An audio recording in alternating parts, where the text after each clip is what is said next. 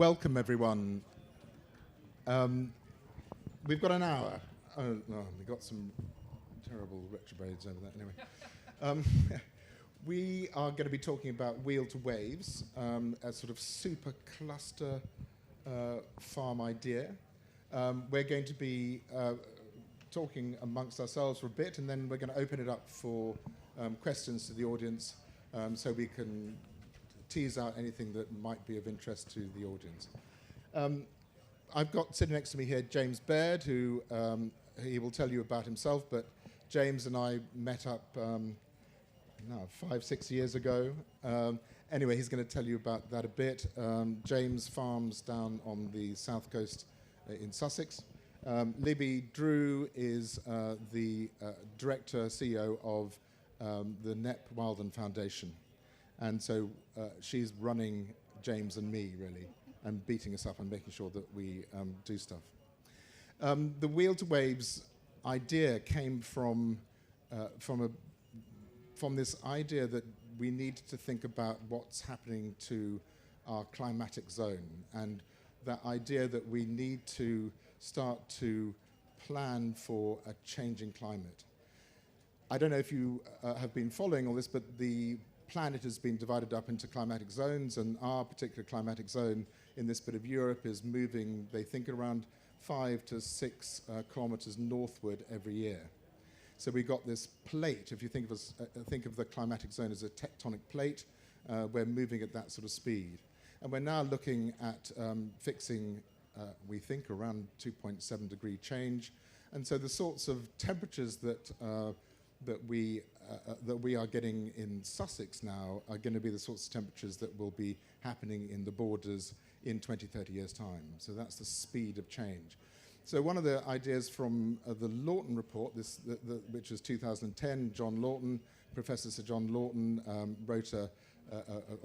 chaired a group of people, and they came up with the sort of State of Nature report in 2010, and that report then talked about this quite old concept, which is the stepping stones, the core areas for nature, the connectivity, the joined up thinking. And the sort of strap line for that particular report that then got passed by Parliament was bigger, better, and joined up. So that's really where these ideas have come from me. And one of the musings that I had was that Izzy wrote about in her book Wilding, was that it would be extraordinary, wouldn't it? I was sort of posing a question, for cattle and pigs from NEP to wander down through a landscape and eat seaweed on the beach. Anyway, I'm going to let James talk a bit more about that. I suppose this idea of stepping stones and corridors and nature-friendly farming, all of this you're very familiar with now. But it sort of started to talk about from people like Dr. Tony Whitbread in the sort of mid-'80s. And Tony was coming up with these ideas. He was the chief exec. He became the chief exec of the Sussex Wildlife Trust, but he was leading this thinking back in the '80s, this idea that we needed to do more for nature within our landscapes, and that idea that you had these hot spots for nature joining up through a more friendly landscape for nature, and that's all the myriad of ideas that entails was part of the thinking. You can see a map in front of you, which is a sort of a schematic, an idea, a concept. It's difficult once you start drawing lines on maps, but this is a schematic of some of the sort of aspiration that we'll talk about during the next half hour. James, am I handing over to you to explain yourself and Yep. Thank you, Charlie. Thank everybody for coming along. I appreciate it's quite warm in here, and this is that time of day where it can get a little bit snoozy. So I won't mind if I see some eyelids fluttering. It won't be because the conversation's boring. It'll just be because you need a little power nap. So I'm a farmer, arable farmer, and if you look at the map there, down at near where the circle where it says Weald to Waves, you'll see a white-tailed eagle, and it says the Climping Gap. So that's where I farm. So we've 2 miles of coastline. Now, if you look across the map, you can see all the way to Newhaven at the far side. That's almost built up all the way across there. So we've got the city of Brighton, Shoreham, Worthing, Littlehampton. So ours is the last part of the Sussex coastline that's undeveloped. It's 2 miles of undeveloped coastline.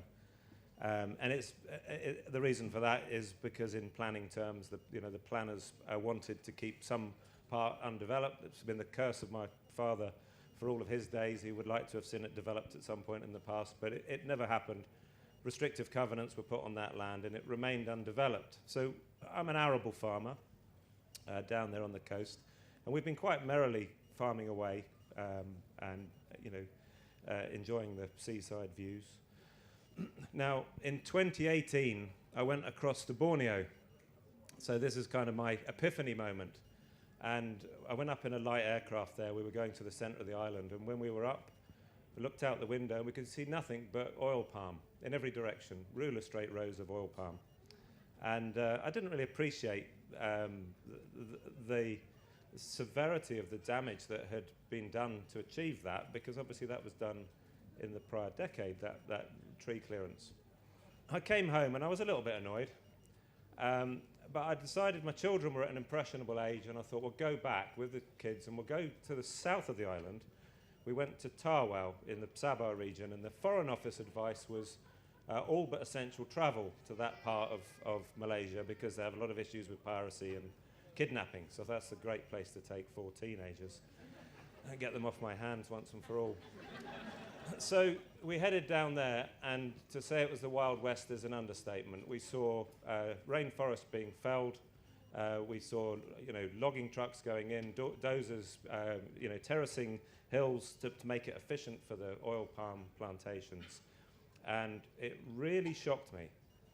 It had a profound effect on me. In fact, talking about it here now, I can feel that emotion welling up in me. Now, approaching my 50th year, normally you go and get a Harley Davidson and a mistress to deal with your midlife and in a stable relationship and not one for motorbikes. I decided that I would see what I could do to help to tackle that issue in Borneo. I thought I'd dedicate my time to that. So when I was at the centre of the island the first time, there was a plaque, and it was Robin Hanbury Tennyson, the great explorer, was there in 1973. He was the first white European to meet the Penan tribe in the centre of Borneo. I thought, crikey, that's in my lifetime, and look what's happened to the place in my lifetime. I was Googling Robin, and I found that he ran a bed and breakfast down in Bodmin Moor. So I shot down to Cornwall, and I spent the weekend with Robin. And he handed me a copy. In fact, I saw this lady here's got a copy of Isabella's book, Wilding. And he said, why are you wasting your time and bothering with what's going on in Malaysia? You should really look in your own backyard and look at your own farming systems and take a closer look at what's happening in this country.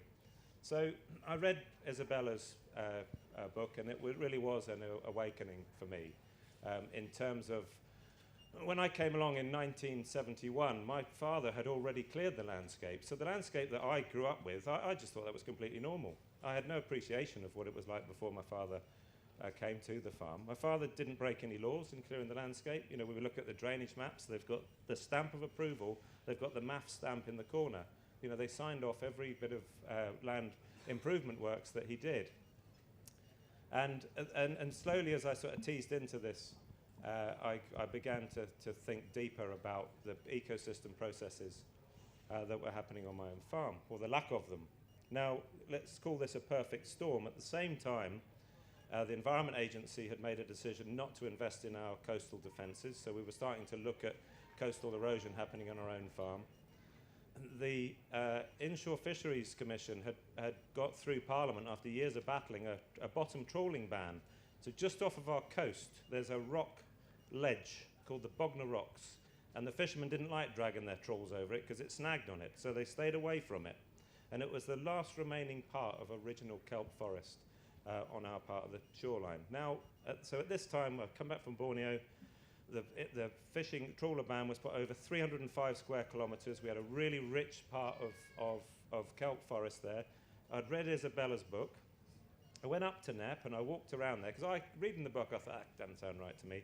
I've had cattle in the past. They can't be that well eating that old thorny scrub And I went up there in December, and they looked very well. I have to say, they were a real credit to the team at NEP.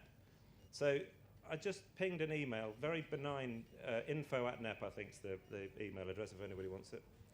And I complimented on the cattle, and I said, and by the way, Isabella has made an error in her book, because if she's trying to get down the Ada to Shoreham, it's built across at Shoreham, you won't be able to get your pigs and cattle onto the beach there. You're looking down the wrong valley. You need to look down to Climping. I think it was 24 hours later or less than that Charlie messaged me back, who are you, what are you, and where have you come from?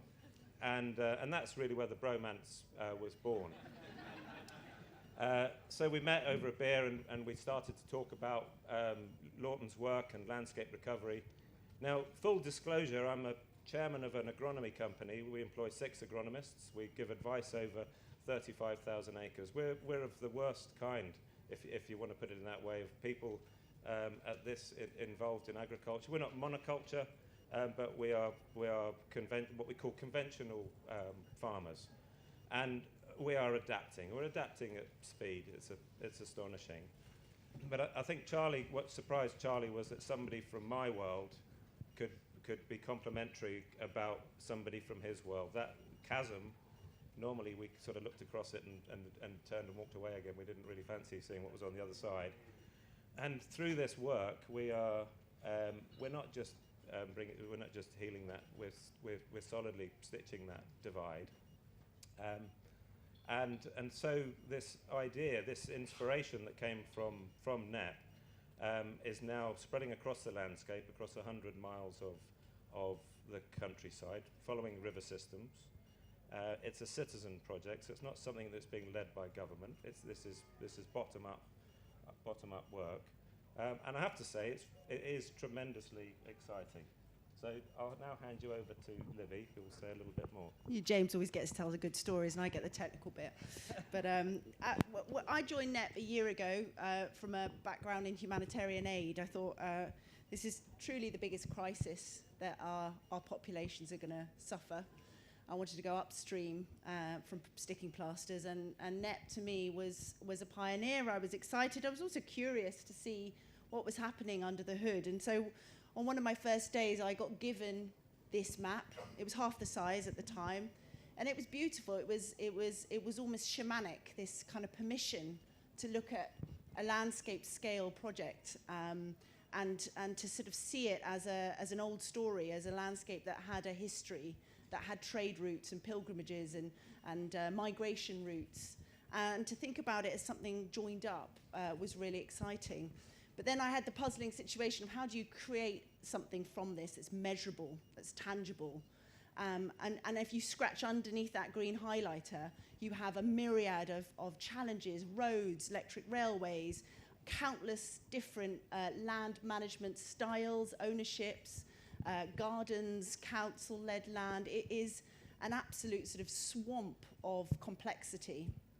So in order to try and understand how we were going to actually bring this ambition to fruition, we needed to know what was there. And so we spent the last 6 months understanding in absolute granular detail what actually exists in Sussex under this aspirational route. And also, indeed, if it is the route that, if we were to create a corridor of 100 miles long, is this the route? The way that it came about was that Charlie and James, having had their bromance beer, decided to kind of put out the call through their networks, which include some of the largest estates in Sussex. And there was really a wonderful kind of swell of support from 7 of the largest landholders. Once you've got them in place, you can start to see an emerging pattern. It's kind of a tapestry starts to come up. Then what we did was mapped the biodiversity areas, so where we'd already identified these kind of little biodiversity hotspots. You started getting down to the triple SIs. You're looking at nature recovery sites. We're dotting and mapping and plotting and then crunching data. And as we're doing so, the species that exist in our landscape are starting to tell us where the corridor lies. We're looking at where the cuckoos go when they're ringed at NEP, where they go up to Ashdown, they come back down to Climping. They're literally drawing on our technical systems, the route that the map needed to follow. So once we decided, well, this is the obvious route that would allow species, the species that we're looking at are those that are most affected by fragmentation. So whether that's light or air or water, roads, built environments, a whole myriad of kind of different guilds, we're building it for them and seeing where they would move. We then started to look at how do we map that. So we've been using a system of ArcGIS coupled with LandApp. So, quite new systems that are designed to be interoperable, to work together, but we're really, really stretching and throwing a bit of gaffer tape in and then cranking them up to see what we can do. And critically, they needed to be able to hold land management plans. So this cannot just be a conversation. It can't just be an aspiration. We need plans that we can then measure over the next 30, 70, 100 years. So those plans are uploaded by farmers as pledges. They go into the LandApp system, and then they add Weald to Waves as a collaborator, go through a consent system, and then those appear on the map as pledges. And this is how we're starting to build and catalyze so this map becomes more than a picture. When we were crunching the data, we realized that over 10% of the landscape in that corridor is gardens and green spaces, which is an amazing thing because we are really a rally cry for the small holdings. I'm a smallholder, so I often don't get a say in the big conversations around country stewardship and land management, but here I can plot my little pot. Gardens can come together, bring create permeable routes through their blocks and their boroughs. And so when James talks about citizen level, we're starting to get down to that parish level of citizens with farmers. We've got our utility companies who started to come and say, how do they play a part? Suddenly, when we're looking at 100 miles, 1 kilometre wide as a land management parcel, 5 kilometres wide as a community engagement tool, we're talking tens of thousands of hectares of investable opportunities. So it's very exciting for us that we're essentially trying to do something quite radical in terms of technical. We're trying to do something quite radical in terms of social, but critically, it's land manager led. And having Charlie and James at the helm, and we did very sadly lose a key pillar, James Adler, who is Ashdown Forest, died very suddenly recently, but to give him his credit, he'd been an absolute pioneer here too. We have a kelp forest at the south, which connects to an ancient publicly accessible forest in the north. And there is a wonderful story that now needs to be turned into action. So what we would like to talk to you all about is that very, very job of how this is one of many movements where land managers are coming together. But it's not a popularity contest, is it? I think one of the things that we absolutely know is, and talking to farm cluster, and there's some of these farm cluster groups are now 70,000 hectares.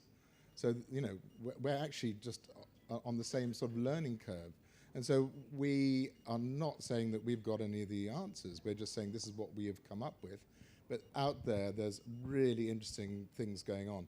And I think one of the really the most powerful things for me is that conversation, that they're able to have conversations about what are we all going to collectively do, and that thought that we can all contribute, whether it's a hedge that's going to be left to grow out over 3 years, or different hedge management, or margins, or there's a whole myriad of stuff that we know what we should be doing and could be doing. New ponds, whatever it is, that whole thing of doing more and thinking about it, but collectively thinking about it.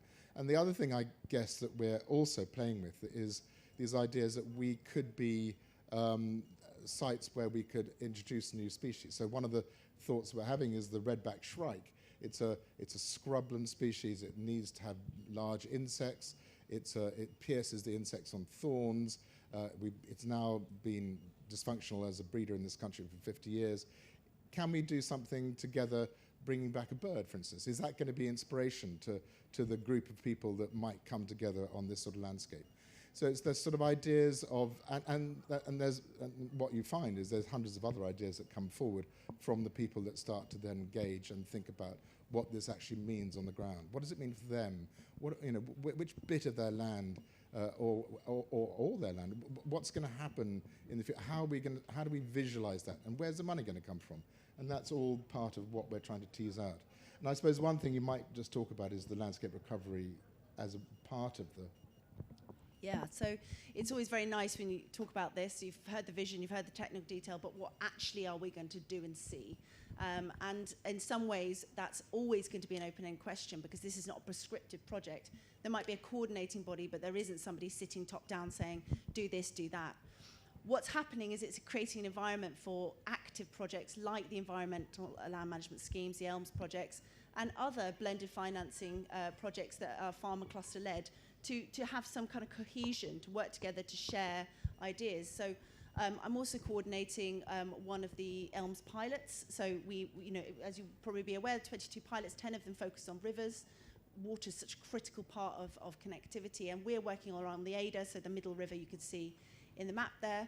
27 farmers, many of them who wouldn't even go down the pub together, are working together on how do you remodel the River Ada, one of absolutely beleaguered rivers, and this will be in a substantial project. We're looking at either major land changes along the river or changes to the riparian farming, and they are looking at it as a collaborative whole. How do they work together, modeling the hydrology, modeling all of the, doing the baseline and sharing the data as a block, so 750 hectares. And that will form a template, not just for the Ada, but for other lowland rivers around Britain.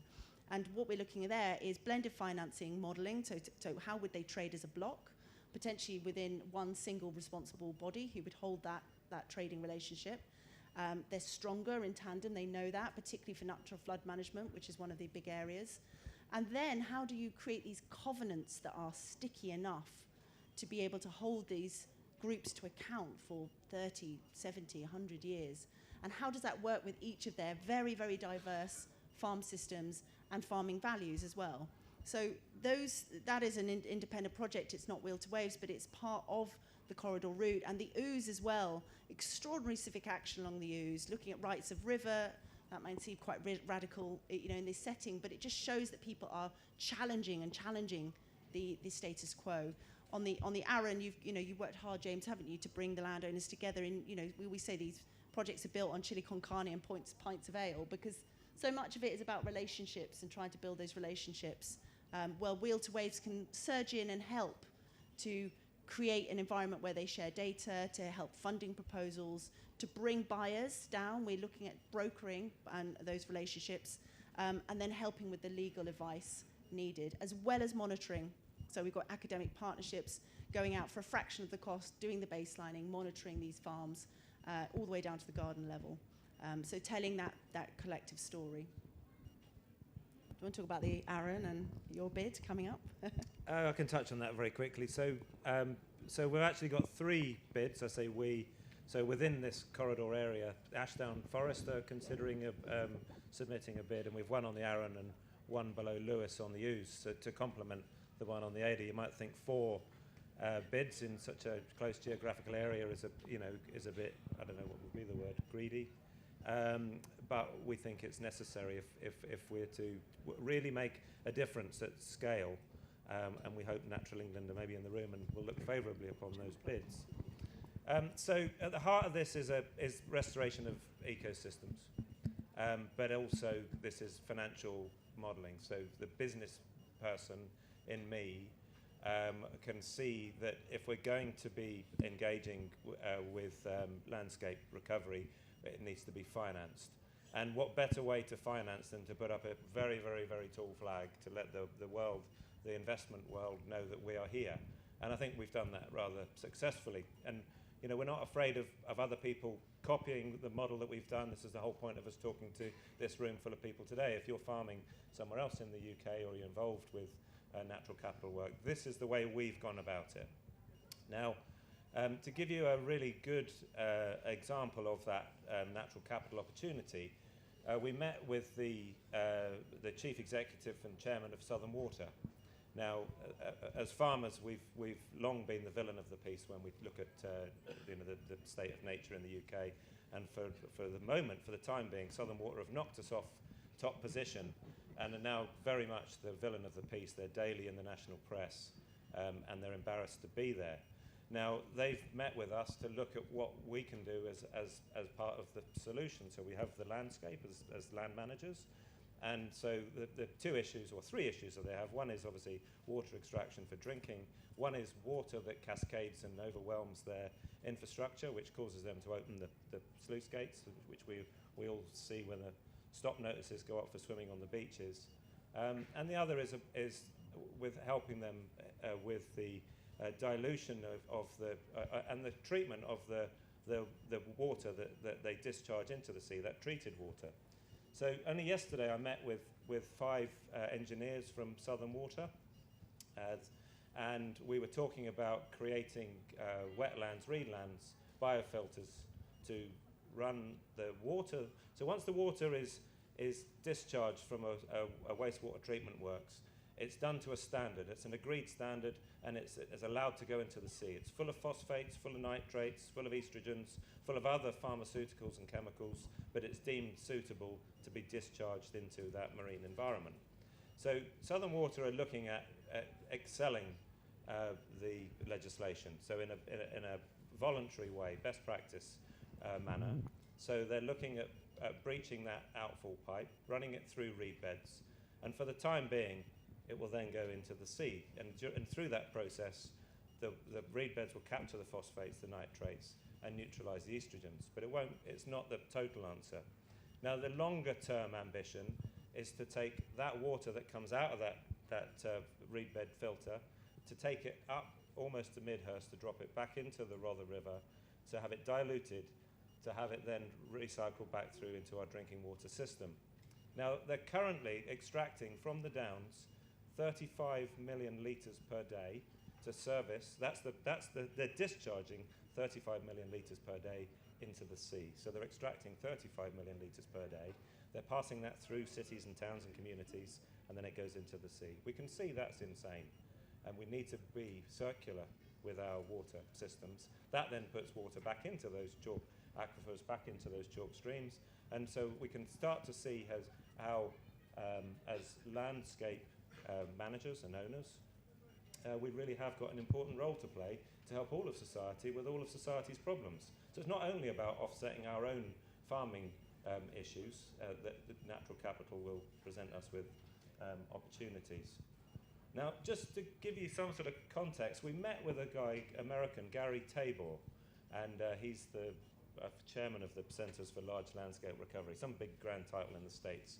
Now, he's trying to connect the Yellowstone to the Yukon. It's 3,000 miles. And I spoke to him and I said, you must think we're crazy, being excited about something that's 100 miles long. I said, your corridor's probably wider than ours is long.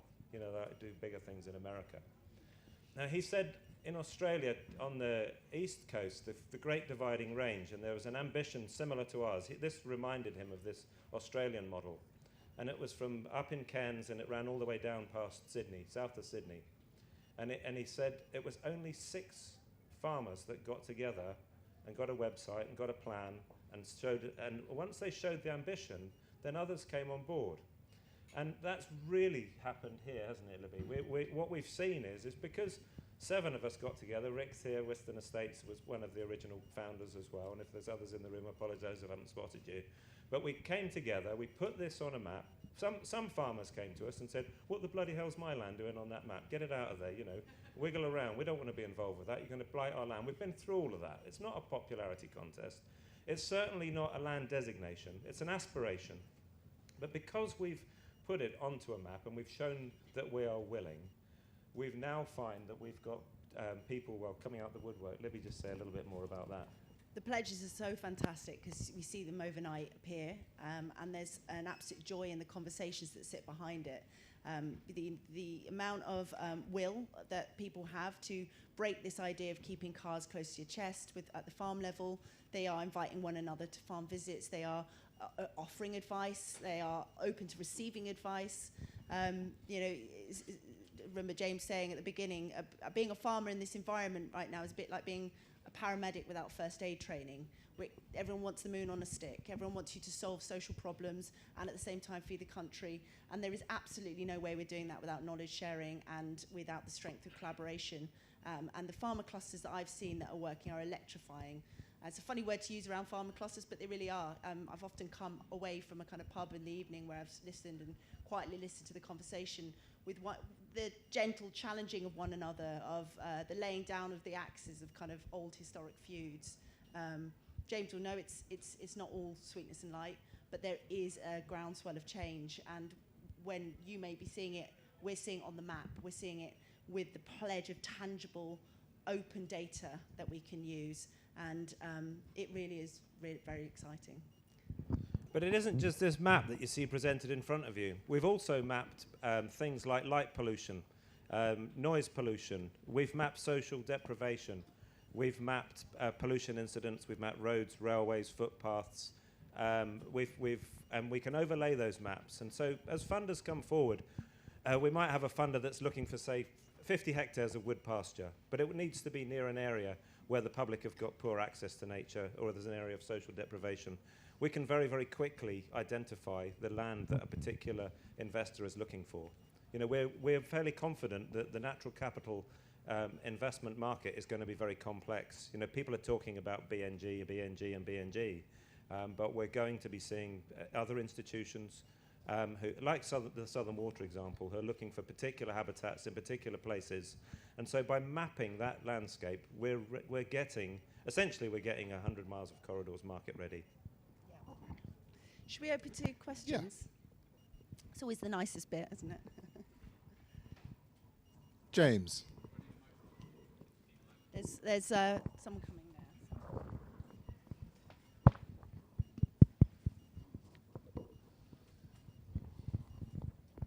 If I'm the wild boar in the Ashdown Forest there and I want to go for a swim on Climping Beach, how realistic is my journey in the sort of next 10 years? I mean, have you got roads to dig under? How many gaps have you got? Can you just give us some idea of the scale of the challenge ahead? I think you've chosen the wrong animal, James. A wild boar would just wander through the fences and make its own way. There is a huge amount of obstacles in its way. I don't know if you're all aware.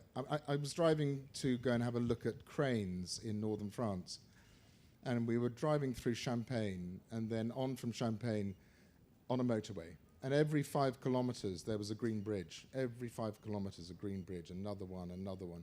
And that was reconnecting landscapes that had been fragmented from each other. In the UK, we've built 2.5.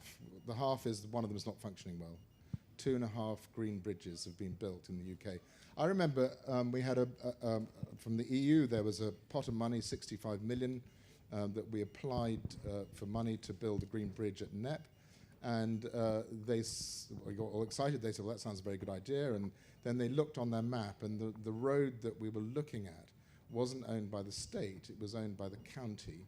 And so it wasn't applicable. The fund wasn't applicable. And that 65 million went back to Europe. It was never spent. We never spent any of it. So this whole story about the fragmented landscape is part of what we're talking about. We are wanting to think these things through.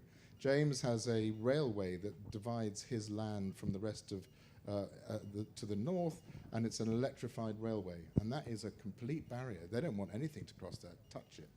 It blows up. So more? It's huge. The ecopont, there are modular systems out there for a fraction of the cost that are being trialled and used around the world. We are so far behind with our green infrastructure. That said, it's one of the more attractive things to fund. We're finding people are really excited about funding something that might have the legacy and the kind of both the social and the environmental impact. I remember talking to a woman that during lockdown was able to walk with her children across the A24 and go and explore a landscape that she's designed out of now that the roads are busy again. We've got the South Downs National Park where you have to take your life, the South Downs National Way, where you have to take your life in your hands if you want to go from one point to the other because you have to cross the dual carriageway. So there are social benefits and environmental benefits. And this is very much around, as James said, getting people back in and reconnecting with the landscape as well. So bridges and infrastructure. We've got models, some go under, some go over, some are about retrofitting the current hard landscaping and infrastructures we've got. We've got models for those that can move in different ways. So our insects and birds will be looking for stepping stones, so a kind of functional connectivity. They won't necessarily need the bridges, but your wild boar would need structural connectivity. It would need, and that is different for bats. You know, that's why we're looking at, you know, one day you might look at Google Earth and you will see this corridor, but it will not be a contiguous green line. It will be a messy, muddy, wiggly, blue and green space that is suitable for all these different creatures. Yeah, so a really good question, though.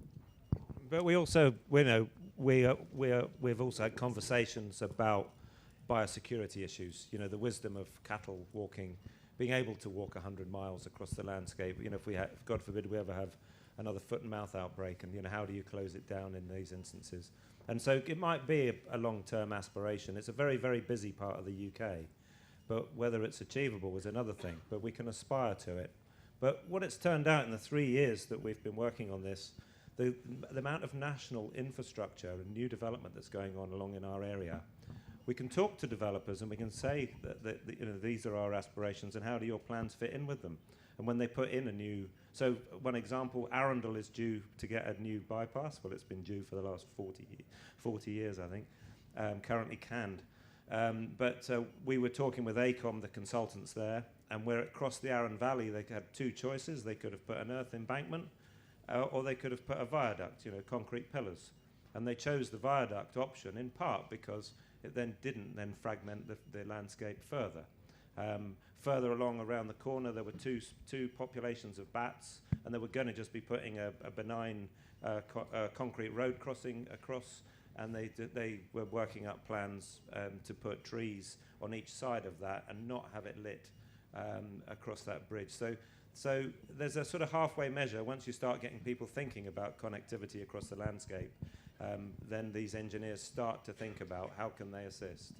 Because I do accept retrofitting is very expensive. Just a final point on that, it takes in 3 river systems, and rivers are perfect corridors. They're so generous with what they provide. It's that very rich point of diversity where the water meets the land. So that's was purposeful. James keeps saying it's 6 rivers. I'm traumatized, but let's stick to 3. But yeah, we've got another question here. Could you say a little bit more about the pledges? I was just interested, especially pledges from landowners and farmers, how they sort of come forward, how you check they're complementary, and then how you kind of monitor what they're actually going to deliver towards the goal. Yeah, absolutely. That if I just answer technically, and then it'd be interested. Charlie and James can talk more about the kind of the networking component, which is key. So the pledges at the moment, we have a couple of different ways of doing that. People find us by word of mouth, which is where it's always surprising and lovely when a farm pops up on the map. We do have now a proactive engagement mechanism, so we go out through newsletters, through our Sussex Wildlife Trust, who've been in fantastic support, through the farm clusters and their advisory network. So we're really doing quite a lot of work for outreach and engagement. But inevitably the question is, well, why should I pledge my land? What am I going to get in return? Why would I give you this data? And it actually takes them a lot to say, you're not giving it to us. We don't exist, actually. This isn't a project. This is an environment for which you can do more efficient work, more collective work, and it is also, we don't need you to do it. So we've had some people say, well, I won't pledge. You won't have me. And we say, fine, we'll go around you. Nature will find a way around you. So it isn't bullish. It isn't evangelical. It is an invitation to be part of something. When we do, they also enter into a data sharing agreement with LandApp directly. So that's something that many farmers are doing, many of you may be doing already. So that's happening. What we're doing is allowing them then to share that up to Weald to Waves. So that's a really efficient use of technologies, and it also is efficient for GDPR and so on, that we're not, multiple data holders. And then finally, you ask about how do we make that coherent. Well, we don't want one thing. This isn't a rewilding corridor.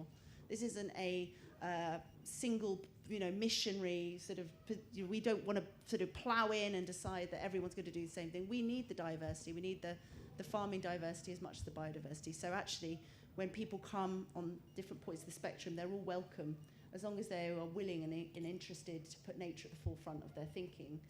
And then we are working with land advisors. So some people don't need it. There's some extraordinary farmers in the room who, it would be almost embarrassing to offer them advice. We're seeking their advice. But where there is a need, well, we'll supplement that or get that pro bono to their farms, whether that's through a fellow farmer or one of the wonderful advisors. And we are working for over a long period of time to help them think about that land management plan. And we've got that wonderful bit to be able to say, yes, that would work well, but this is what your neighbour's doing. It would work even better if you shifted a few kilometres right, or if you put that pond there. So we can help give them that big picture, which I think a lot of them are really grateful for as well.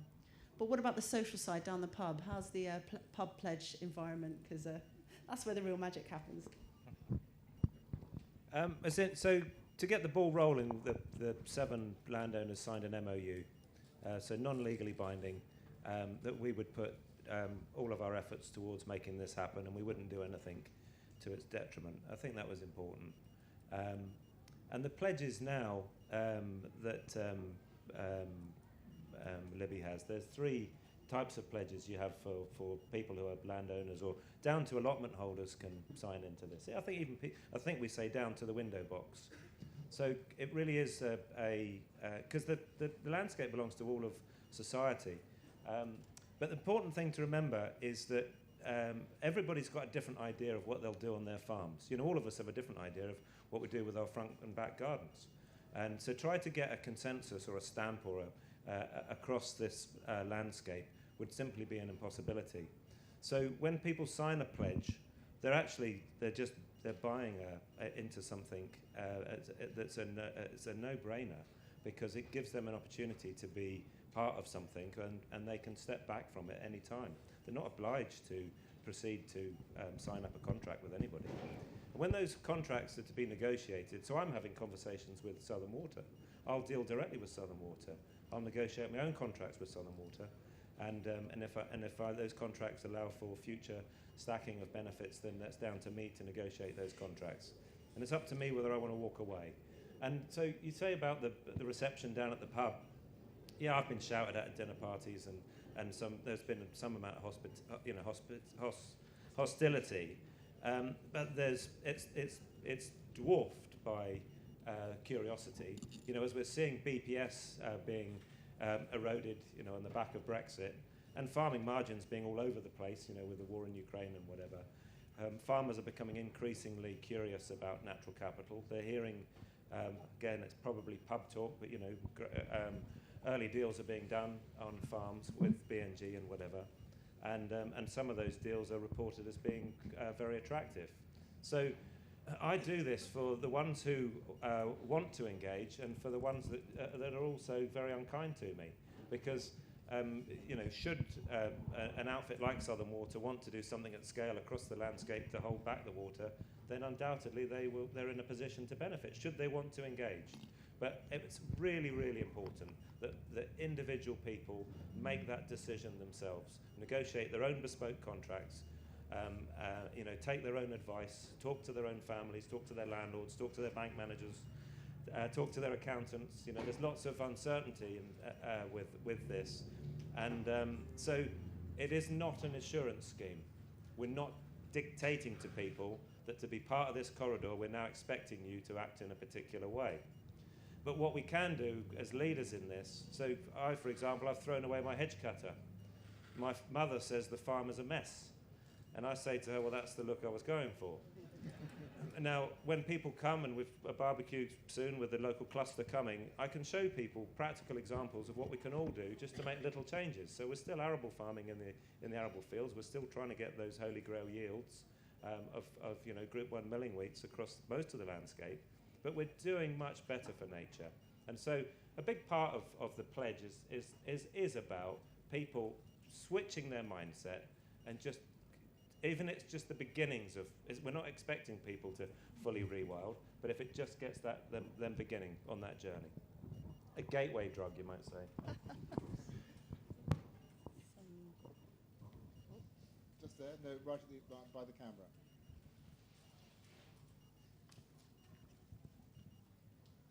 Thanks very much. I'm interested, how did you finance your mapping early on? Yeah, that's fine. So we had some initial funding just to create the vision of the vision map. Actually, interestingly, it was done by Arup, and obviously better known for their kind of engineering. I think it was one of the most radical acts to do. Maps are something, we have a very special relationship with maps as humans. They give us, as I said, a kind of a permission, that kind of shamanic sort of view of things. But they also tell great stories. So I've got a copy of the map that I was first given. It is so grubby and dog-eared, and it's got my 8-year-old's fingertips smudged all over because she loves it, and she can show her friends. And then I've taken it to Parliament, and they've got their grubby fingers all over it as well. But, you know, there is something really tangible and wonderful, and actually as a piece of engineering, social engineering, almost to make our brains think in a different way. That was a very nominal cost, but it was fantastic. Since then, we've ended up getting a small amount of funding from Natural England, which allowed us to do that 6 months worth of work. Actually, I think we did it in 3 months, didn't we? Of mapping. And if anyone has got a chance to go afterwards and see wealdtowaves.co.uk, we're so proud of it because, as James said, it's really quite a radical piece of mapping. It shows the social deprivation, it shows the fragmentation. We've really bent arc stories to be able to tell a multifaceted, holistic story about this corridor route. But it was done with market technologies, and it was done with a tiny team, and it was done in 3 months. So, encouraging people to go out and adopt those tools. It wasn't too costly, and it was really doable. And hopefully it will give us something now to use to measure for 100 years to come.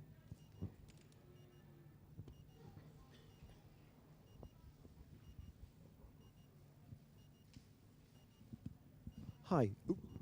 Hello? Hello? Yeah. Can you tell me... oh, that's better.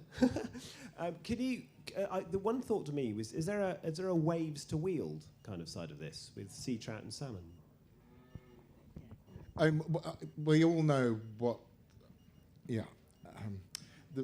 We're in the Weald, which is this heavy clay, and it's difficult to see that many salmon ever returning to the Ada, to the Arun, to the... Maybe. You definitely get sea trout coming up through. And so one of the things that we're also exploring is the breaking down of weirs and the freeing up of the river system. But that's a big call. So that's a much bigger project, I guess. But we can talk about it, and we can give those inspirations of where it's happened before, and that joining up of the river system back onto its floodplain. All of those are thoughts, but that's radical change. That's a sort of a maybe 5 or 10 years down the road, I would guess. One of the obvious things that we haven't talked about is just the need for us to remove nitrates and phosphates from river systems going into our coastal waters. James has talked about the Help the Kelp project, this Sussex Bay project, and we know that the amounts of nitrates and phosphates going into our coastal waters is also damaging those systems. So that marrying up of sea and landscapes and terrestrial and sea is incredibly important. And exactly right, both ways. But we've got a lot of weirs. The waves part is going to be, we're just about to, for those who want to plug for our newsletter, it's going to all be about the marine environment. We're working really closely with Sussex Bay, with the Sussex Kelp Recovery. We're learning a lot from them. They've got different challenges. We always laugh that they've got fewer barriers, but in some ways telling the public story is so difficult. But we've got divers going out and looking at that and documenting. We've also got a really interesting proposition around food and a new market. So Weald to Waves, as much as anything, could easily become an area where sustainable food is shared, and it has a kind of form of an identity. The Sussex Bay is looking very hard at what kelp and how we might tell a better story about sustainable fishing along the kelp forest. Well, we've got wild venison, we've got the wild range meat, we've got some really amazing food systems. So that is part of our story, from waves to Weald. How do we feed the populations?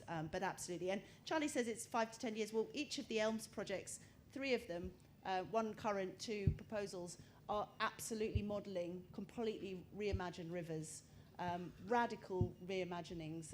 Again, farmer-led, so all very realistic, but we are looking at replenished rivers that will lead to replenished seas. So, yeah, 2 to 3 years, I think you'll be seeing some really interesting new models, which are science-based, evidence-based, coming out of Sussex. Sarah. Hi. Yes, I was just wondering whether you linked up with the National Trust, for example, and the Changing Chalk programme that they're running. Yeah, with one of our many partners, which is brilliant. We're in some ways, we've worked the other way around. Where there's wonderful work, well-resourced, with brilliant teams like the National Trust, South Wales National Park, who we work very closely with, we've kind of partnered and left them to it. What we're trying to do is sweep up to those who maybe have been either designed out or overlooked when it comes to nature recovery, the funding, the resourcing, and inevitably the chasm between those fantastic projects, which are often led by these very well-resourced central teams, and then we want to go right down to the kind of gardeners and the land managers. But yes, changing chalk, we're looking at, of course, the kelp forest. We've got what wonderful relationships with Kew Wakehurst.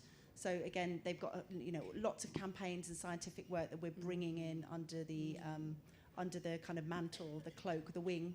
And then we've got our reintroduction. So the White Stalk project sits at NEP at the moment, but hopefully we'll go out to the landscape. And the White-tailed Eagle project from so all of these are swimming around, and we are sharing information wherever we possibly can. Local NNRS, we're part of those conversations as well. So as we spend a lot of our time grabbing at every little bit and trying to bring it into something coherent, but without diluting the wider work that's being done. That's great. So you'll be linked. It will all be linked in. Yeah, that sector connectivity is critical.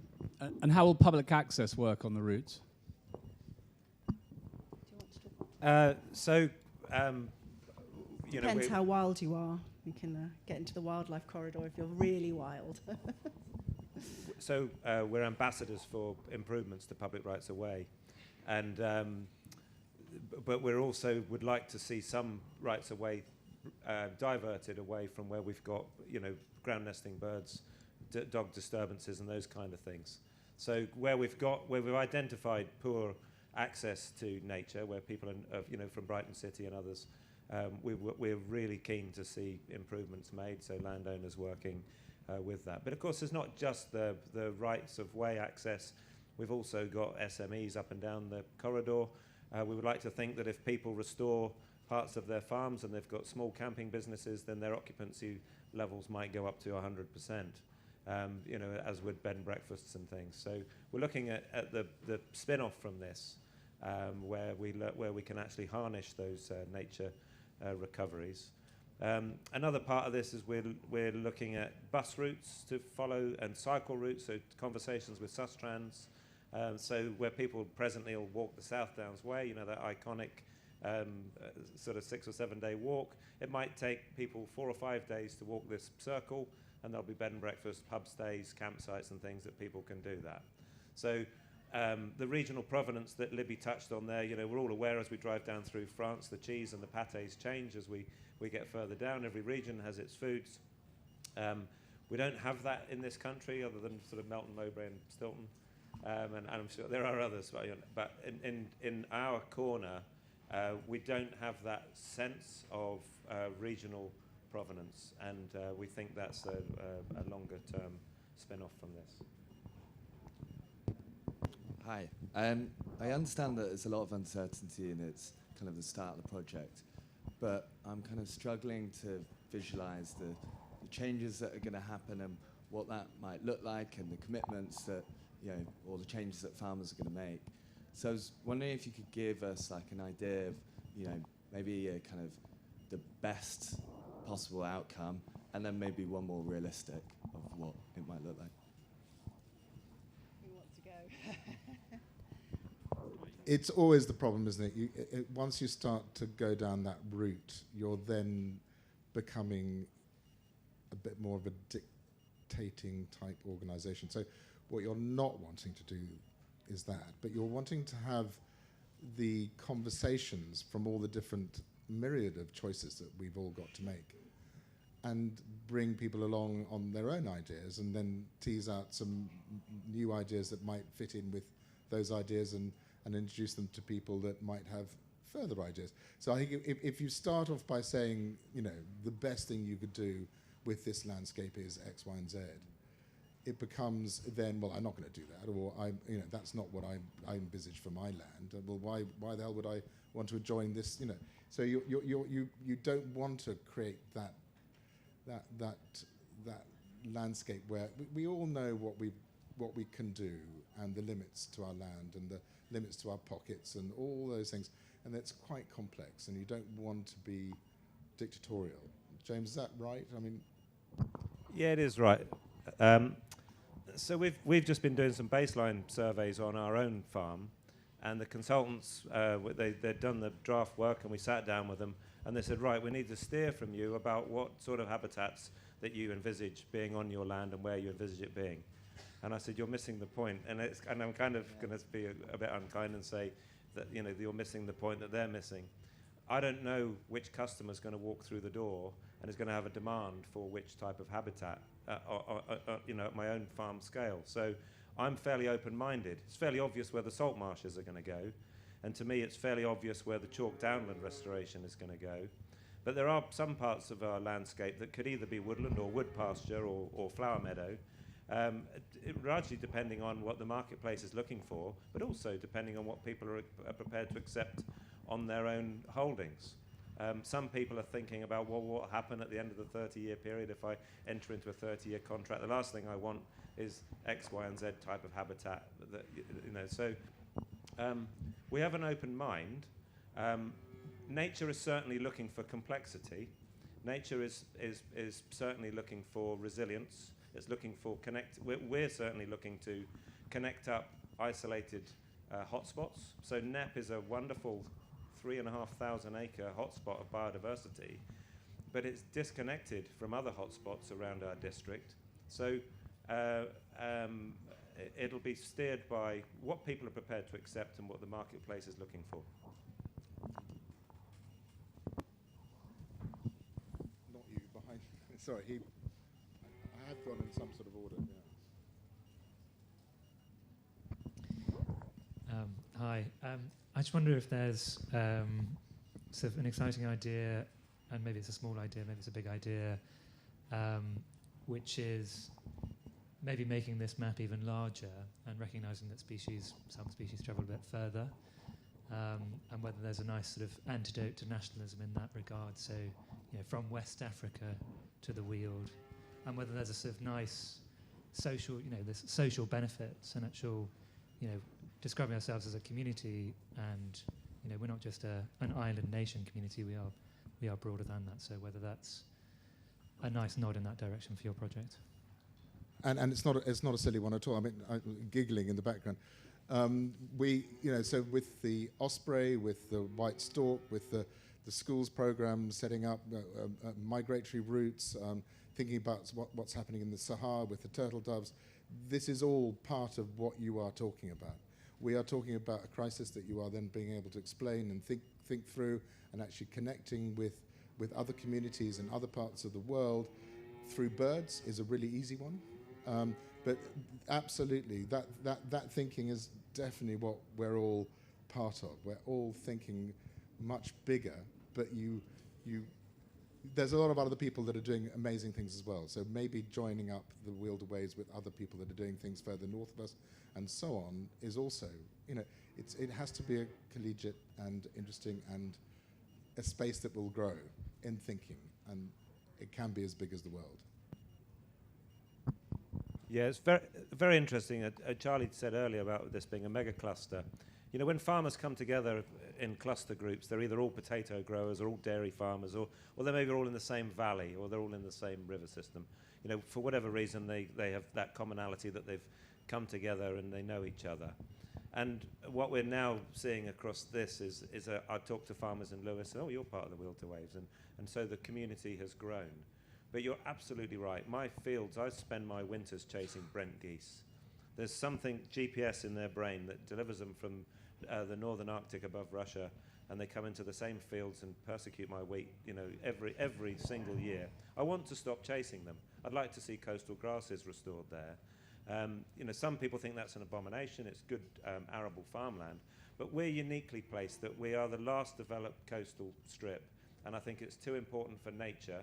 So when we think about these choices that we've got to make about which land is going to be spared for nature, I think we have to think strategically.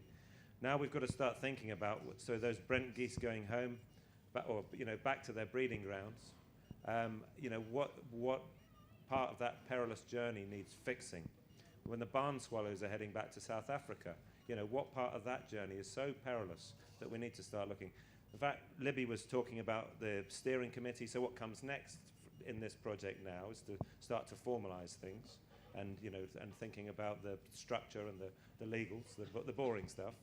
And she said, did I want to be involved in that? And I said, I'm quite happy to keep an eye in the background, but I'd rather start to think about internationally how this cluster of clusters becomes a small cluster in these much larger clusters. Yeah, we do need to be thinking that way.